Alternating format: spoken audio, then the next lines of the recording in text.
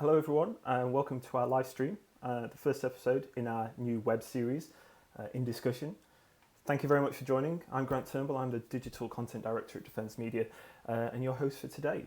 This is a new format for us, where we'll be discussing the defence and aerospace industry with a particular focus on areas such as marketing communications, specialist media, and general defence trends. So we hope that you find this useful for all you defence and aerospace professionals out there, especially during such an uncertain time. We are joined today by Lorenz Lehmhaus. Let me bring you up, Lorenz. Here you are. Hi, Lorenz. Hey, Grant. Thanks for having me. Hi. I'm going to guess we're going to have a few technical issues today because this is all kind of brand new for us and probably for you as well, kind of a live broadcast, instead of a podcast or a pre-record, we're deciding to do this live, and so that people can ask questions if they want, people can get engaged, which we think is obviously quite unique in that respect. So I'm hoping people can hear us all right. I think my audio might be a bit loud, but again, thanks for joining us, Lorenz. You're kind of you're the guinea pig. For all this. We're going to have a few technical issues while we start, but there you are, and now you're moving. So Lorenz, I want to go over your bio that you sent us already. So you're currently a freelance defense innovation consultant. So obviously you're based in Berlin, Germany, and that's where you're speaking to us today. Previous to that, you were an active duty Air Force reservist at the Bundeswehr Cyber Innovation Hub, and you were previous to that as well a strategic marketing specialist with Rohde & Schwarz based in Munich. So that's quite an illustrious CV that you've got there.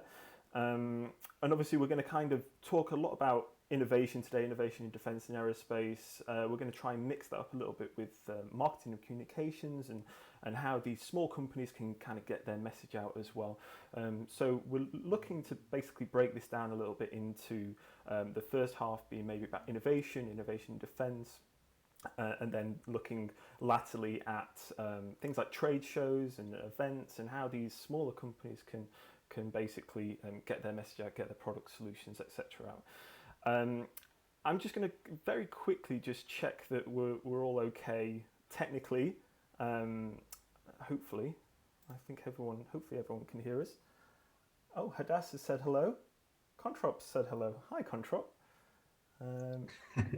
Jamie Clark from Chamois Consulting is here as well. Hello. Hi. So we've got some big hitters. It's going as planned. I'm hoping everyone can hear okay. Yep. Glad to have you all with us. Hopefully you can get something out of the next 15, 20 minutes. Right. I'm going to basically come back into our software and we can start. So you're a freelance defense innovation consultant. I mean, maybe you can just start by just giving us maybe a flavor of what you do and what your role is. Well, yeah. First of all, thanks for having me. Hi, everyone, for welcoming us on this journey that we're starting here today. So basically, what is a defense innovation consultant? To actually answer the question, I got to go back in time. So my background from an academic side is political science, focused security politics.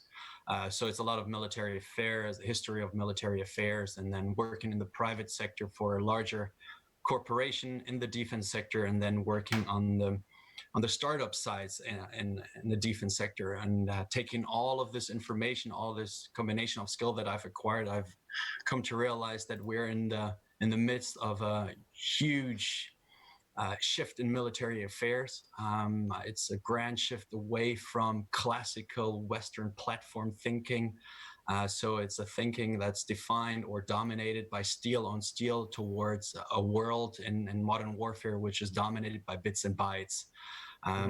This has a lot of consequences as the way that militaries are acting, the technologies that militaries are using to combat in this sphere.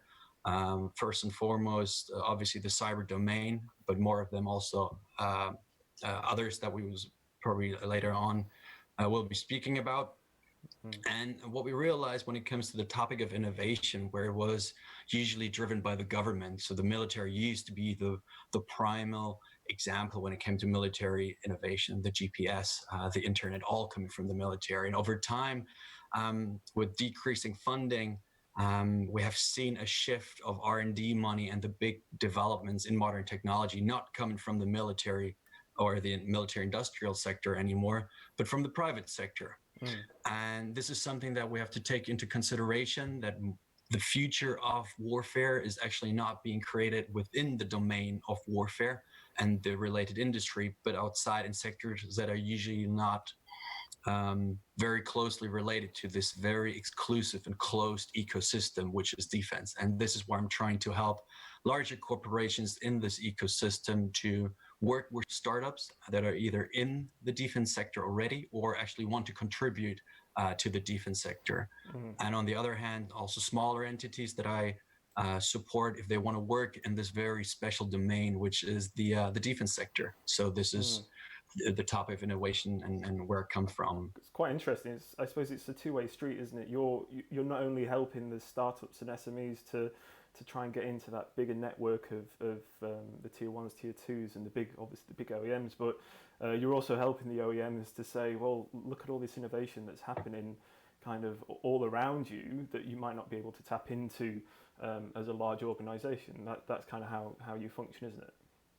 Exactly. So let's be honest here, it's quite hard. It's a very exclusive industry with this not prone or not known for its openness to other ideas and ecosystems.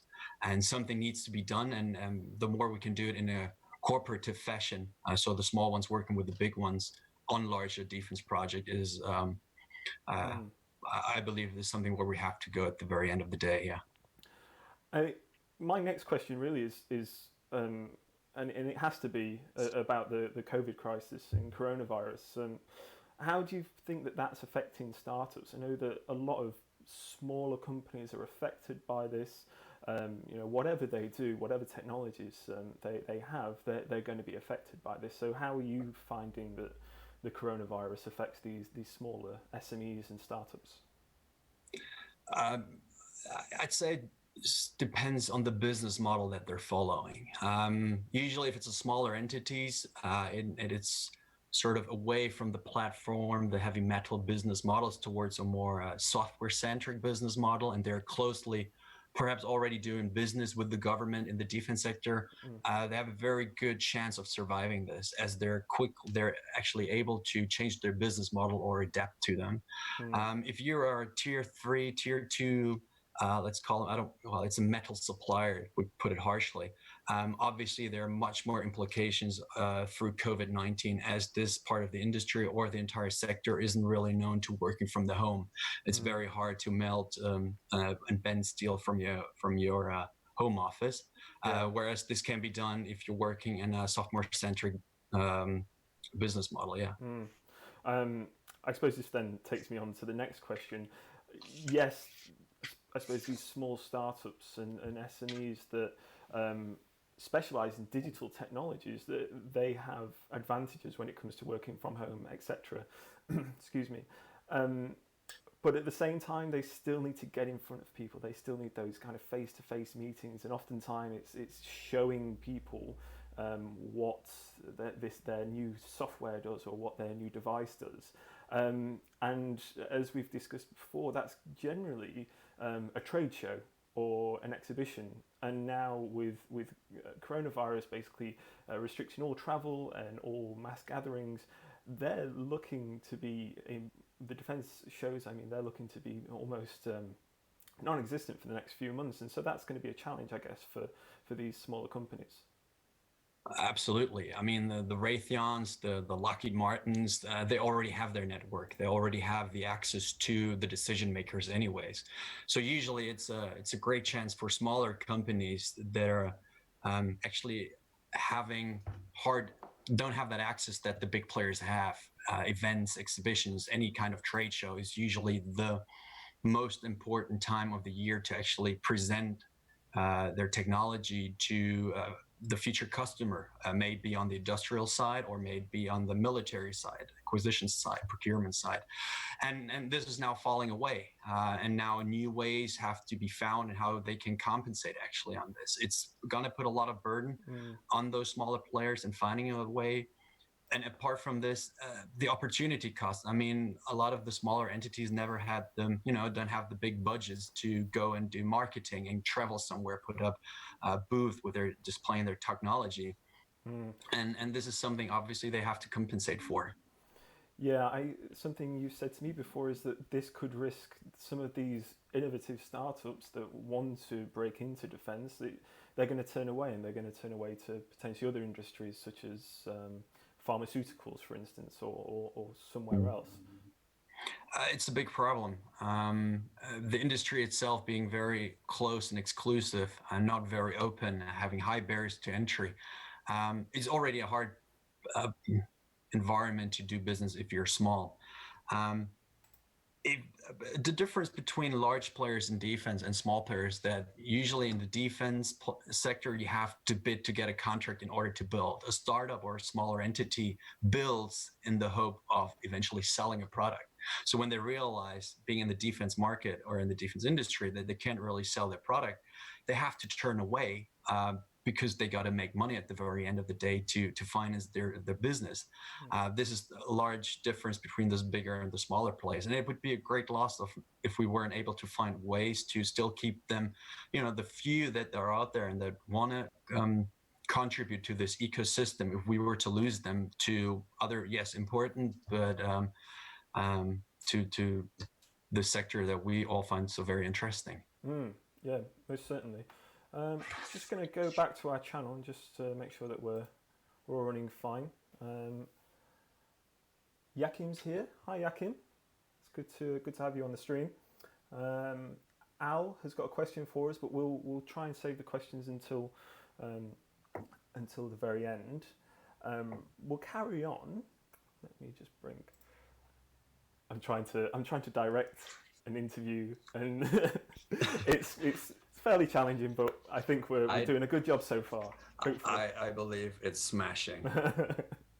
Well, okay, let's move on then. So we talked about events and exhibitions. I suppose we've seen that kind of revolution in innovation over the last few years in defence and aerospace as well, and that's actually opened up other avenues for companies to show off their wares and their solutions, products.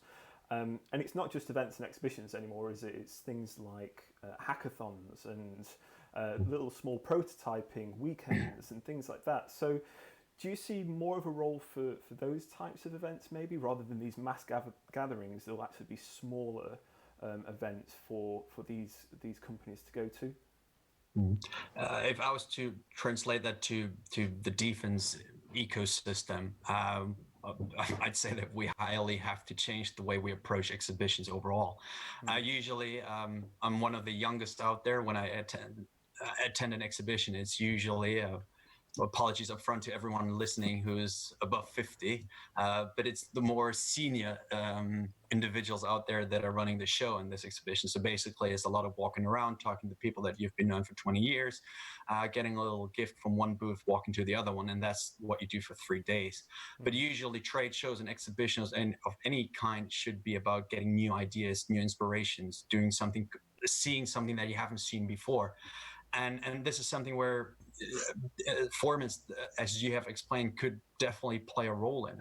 Imagine the industry is going to have a tough time recruiting young, talented people. As I must be honest here, our industry is not the sexiest on this entire planet.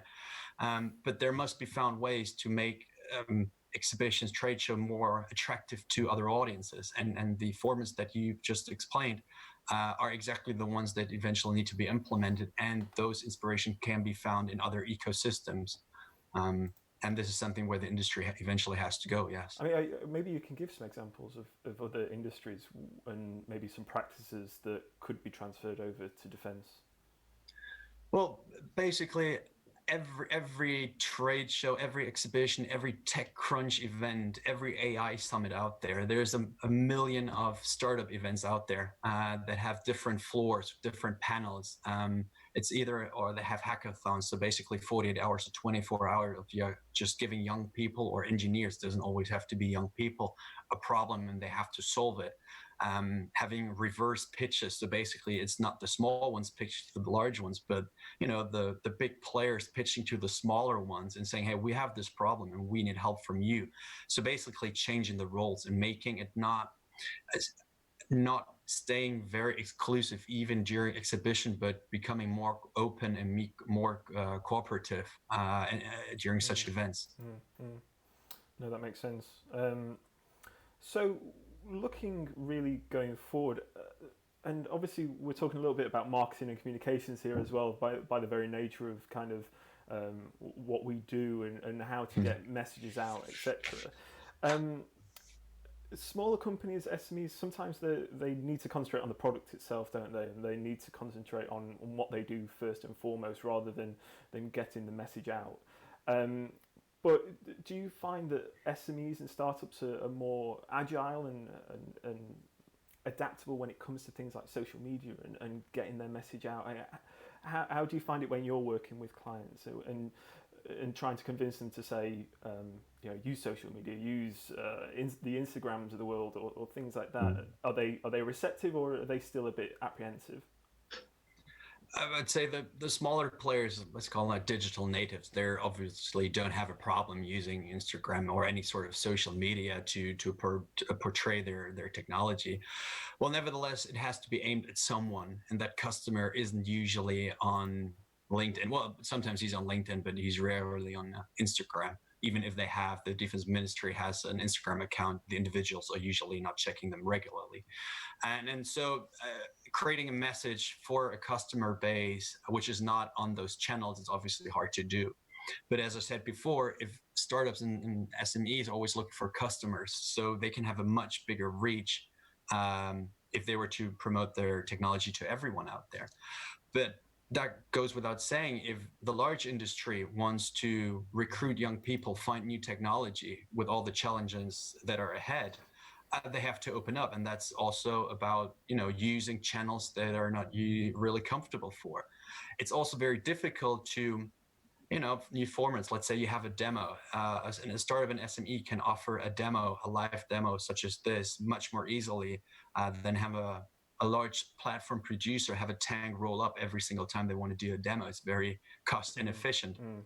And obviously, if this transformation takes place, I see much more young startups in the sector staying digital, as they have to offer the services to much broader audiences. But we'll see a shift in this, definitely away from the classic way of depicting technologies to a certain very exclusive audience within classical media, to a much more digitalized and modern approach when it comes to marketing. No, it's very interesting, and I suppose there's lessons to be had there for larger defence companies as well, and how they market it and communicate their own brands, etc., and trying to maybe wrestle away from the past and come into the future. And it seems that the COVID pandemic is kind of accelerating that now, and startups seem to be in a right place to take advantage of that. But as you say, if the audience isn't there, then some of those marketing messages, or just the message alone about a product is going to fall on deaf ears. But so that's quite a dilemma, isn't it, for these companies? But yeah, what would you kind of, if you could take lessons from, and we're talking about innovation as a whole here, if you could take some lessons from the SMEs and startups at the minute, how would you apply them maybe to the larger companies? And maybe you can go into a bit more detail. I know it's obviously a very big subject, but maybe some of the key lessons. The first thing is you got to open up. Technology, as it is existing right now, it's not exclusive anymore. We could actually even say that technology innovation has been democratized. So everyone, everywhere, at every point in time on this planet has access to certain technology and can do something with this. This fact alone needs to be actually become a core identity or realization of the large primes, that they have to say, we can't do it all by our own. We need help from the outside. And this is something, in order to achieve this, with the means of new marketing ways, they can actually attract talent, get new technology to enter their market. Because they are not the leaders of the artificial intelligence, the unmanned systems. It's a very classic industry. The players to come are those software-centric, small, well, yet still smaller entities, which are becoming much bigger, much more important. So in order to actually grab a hold of all this technology coming up, they got to open up, and they got to communicate to a lot of different people out there. And this is basically has to push them to become, and actually not waiting and keep on going the way that they have been going for decades, but doing it now. I believe this is a time now that, especially, there's a lot of people out there, they're staying at home. They have, I believe, the average time of looking on your phone is much more than it usually is without the COVID-19. So right now would be a perfect time to open up and communicate to a wider audience why you're existing, what you want to change, and where you want this all to go. And I guess it's also kind of trying to attract that young talent as well, and especially those coming out of academia, that are kind of hungry for jobs and hungry for work in industries where they can apply what they've learned at university. So, and it's obviously those people that are now, you know, in their early 20s that are going to be looking on the Instagrams and the TikToks. I mean, TikTok is probably another level, but it's still they're there now, and so I suppose that's kind of what a lot of companies, the big tiers, are going to have to consider, aren't they? And I know some already do. And I've seen some campaigns and strategies where they're trying to engage in terms of STEM and things like that. But yeah, it's certainly they're in the minority, aren't they? And then there has to be more engagement with younger people. I mean, and yeah, the sector, although we all love it so much, it's not the most attractive to a lot of young people out there. So there have to be means and ways to attract them to the message. If you go into the broad audience, you're going to get a backlash. That's by nature. Defense is always a very sensitive topic, not just in politics, but also in society. But nevertheless, it has to be done. If you are not actually are willing to accept the backlash that might come and focus on where you want to go with your marketing messages, or just with your mission as a company, you're doomed to fail eventually. Okay, that's it is fascinating stuff. I'm going to come back and check our stream now. So we've got a question from Al. Hi, Al. Al, what do you think? Let me just quickly read this first to make sure that it's appropriate for live consumption. Why do you think it is that startups from the military sector are systematically excluded from funding of the SPRIND agency, SPRIND agency in Germany, and the universities as well? Does that ring a bell for you? Could you read that out again? I believe I know where he's going with this question, but just want to make sure that I got it right. Yeah, I'll repeat that for you. Why do you think it is that startups from the military sector are systematically excluded from funding of the SPRIND agency in Germany and the universities as well? So the first part is the why they're being excluded from the universities. So that's a university decision if they want to work with the military or not, first and foremost. There used to be legislation on this. In a few federal states, this has been canceled, so universities can now choose voluntarily if they want to accept money from the defense industry and do research in them. Is there systematic exclusion from small startups in the defense sector? To a degree, but it's not on purpose, I'd say. The system that we're working isn't with the military and the procurement agency.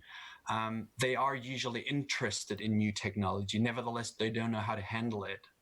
Think of it like if you have a 2-week sprint on a software side. So we see the shift from the platform to the software-centric warfare.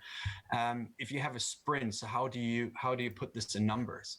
Classic government procurement isn't really that flexible in knowing how to work with this. Are there programs that are being established? Yes, there are a few. Nevertheless, the way it's being communicated is not there yet. It's a communication issue on the side of procurement agency. I wouldn't say that it's general exclusion. It's more they don't know it yet.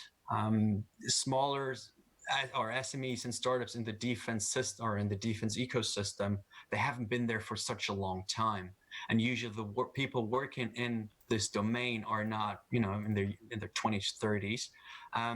But if we were to make sure that the right message is coming to the right people, if we were to use proper marketing from our side, we could take the people that are in charge of funding and actually explain to them appropriately what needs to be done to get proper funding to the right technologies or the right startups. So I don't believe it's by bad means that they're doing so, but most of them is just them not knowing about it.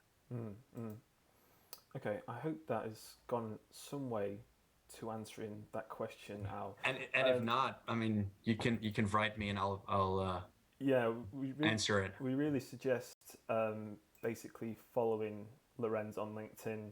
Lorenz, you also have a newsletter as well, don't you, called Defense Valley, and that basically outlines how frequent is Defense Valley? It's every 2 to 3 weeks. Okay. Yeah. It's growing. Oh, good. So we certainly suggest to, if you're interested in startups, SMEs, innovation, and obviously innovation is now key for the defence sector in terms of rapid acquisition, etc. So we certainly recommend that. I'm going to see if we've got any more questions from anyone. I mean, we've got a total of 10 viewers. Thank you very much. I mean, that's 10 more than I was expecting today, so I'm very happy about that. So Lorenz, thank you very much for joining us. We're going to keep this a half an hour. You've provided some great insights, and we really appreciate you being the guinea pig in discussion. Anytime. So thank you very much. We're going to be back again. We're going to have more guests for in discussion soon. But until then, make sure to follow Defence Media on LinkedIn, and if you have any questions or you want to see the recorded session of this or an audio format, we'll have some links on our LinkedIn. So see you soon. Thank you. Thank you, Grant.